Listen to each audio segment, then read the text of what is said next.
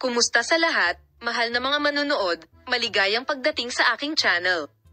Nandito na naman ako na may magandang video.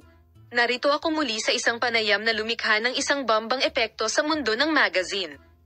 Malinaw na isiniwalat ng sikat na aktres na si Tuba Buyak Ustan ang mga nakaraang pagkakamali ng kanyang kasintahan na si Enjen Ecurek. Sa kapana-panabik na panayam, ibinunyag ni Buyak Ustan ang misteryo ng relasyon ng mag-asawa sa detalyadong pagsusuri at gumawa ng mga nakakagulat na pag-amin sa mundo ng magazine. Sa simula ng panayam, inihayag ni Buyak Ustan ang lihim na relasyon ni Enjen Ecurek sa nakaraan.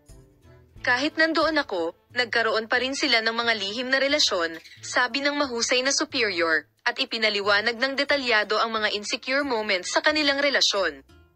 Kasabay nito, malinaw niyang ibinunyag ang mga lihim na tanong tungkol sa mga dating manliligaw ni Ecurek.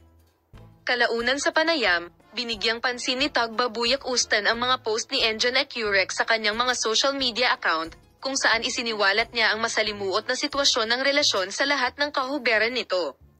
Sinabi ni Buyak Ustan, "Isinasabuhay namin ang aming relasyon sa totoong buhay, hindi sa harap ng mga kamera."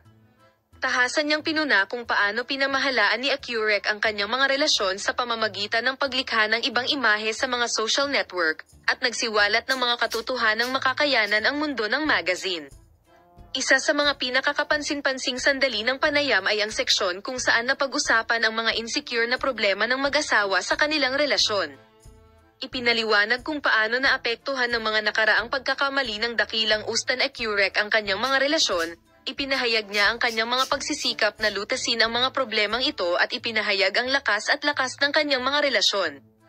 Mahal na mga kaibigan, ang katapatan ay napakahalaga sa isang relasyon.